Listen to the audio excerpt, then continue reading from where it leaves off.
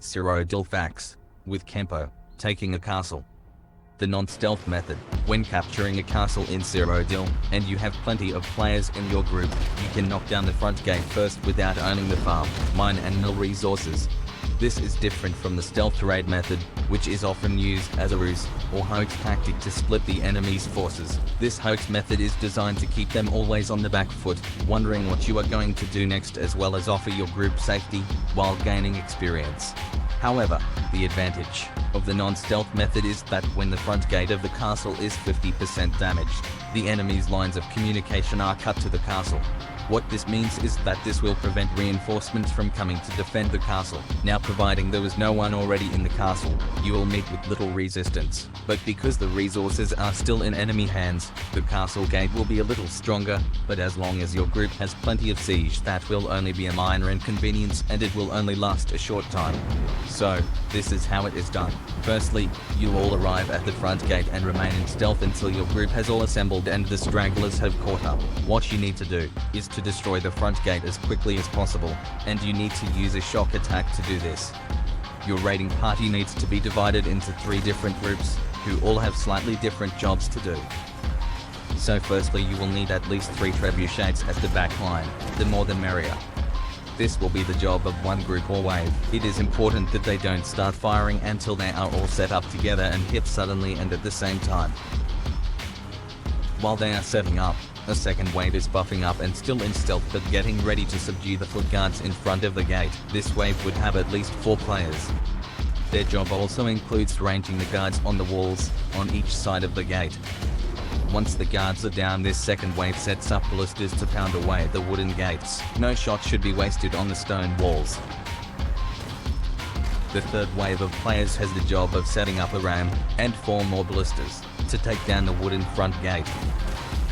So the sequence follows this line. The command from your leader is 3, 2, 1 and charge. No one should attack before this command is given because the element of surprise is paramount. If you have players who are not on Discord, it is important that they understand this. On the charge command, the trebuchets all fire together at the gates and the second wave come out of stealth and make their move by rushing the NPC guards in front of the gate. A few seconds later, the third wave rush in and set up the ram in front of the main gate. For the ram to work well, there will need to be 6 players manning it. At least 3, or possibly 4 of these ram players confront 5 ballistas that they have set up just seconds before the ram arrives. This means they can man the ram and fire a ballista at the same time.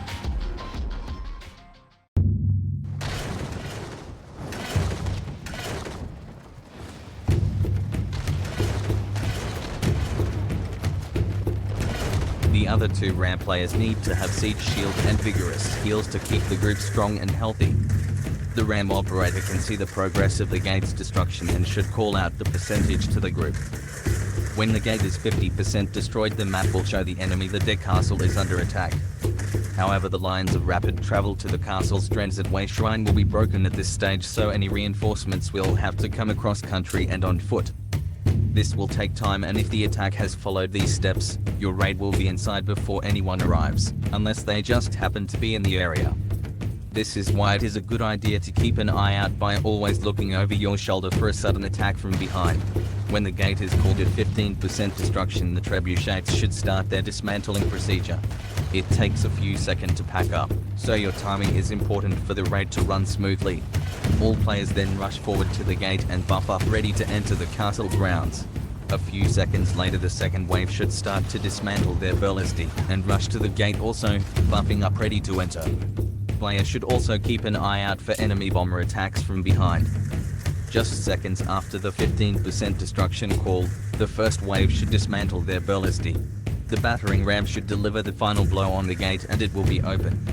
While the ram is being dismantled, the rest of the group buff up and charge forward. The third wave set up their drebs, the second wave take out the guards. No delay this time because the element of surprise has passed. They then set up their ballistae and pound the front door. The battering ram should have packed up by now and run forward to set up against the door. The same 6 players on the ram with ballistae as well. At the call of 15% destruction, all siege packs up. The ram delivers the final blow. Players buff and run as a group into the castle. Because you are a large group and speed is important, you can half your players, one group to take the front flag, and one group to take the back flag. Once the tick has happened for the front flag, that group rushes outside and repairs the main gate. The back group comes forward to repair the front door. When repairs are done, it is not recommended that supplies are purchased from the quartermaster inside because this causes a delay. Rather than delay, the raiding party meet at the front castle wall gate and head off to take the 3 resources, one at a time. Do not break up the group as you would in a stealth or blitz raid. Once a resource is owned by your players, you can quickly run over to the quartermaster at the resource and top up supplies. This way everyone gets maximum alliance points and no one is left too far behind. As with all the strategic tactics that I have told you about in this and in other videos, it is all a matter of cooperative teamwork. Anyone can selfishly charge around the map, ignoring your fellow teammates, but because we are a social guild we tend to work together, and like the Marines, we hate leaving a player behind. A final word about lag and groups. Because the server is in the US, there will be a delay, and this puts the single player at a disadvantage when tackling a player who is closer to the server and on the other side of the world. However, our players are far superior because despite this delay we still win many if not all our battles. We occasionally lose, not because of our lack of ability but because of technical server lag. This is why we have developed group tactics that compensate for this. Our guild has become strong and formidable in Cyrodiil, and I want to encourage you to persevere in the beginning because it does get better and better the more you play. Having said that, I hope this helps you. There are other videos you could watch, and I especially recommend the one on stealth raids. So, I'll see you on the field of battle in Cyrodiil. Bye for now.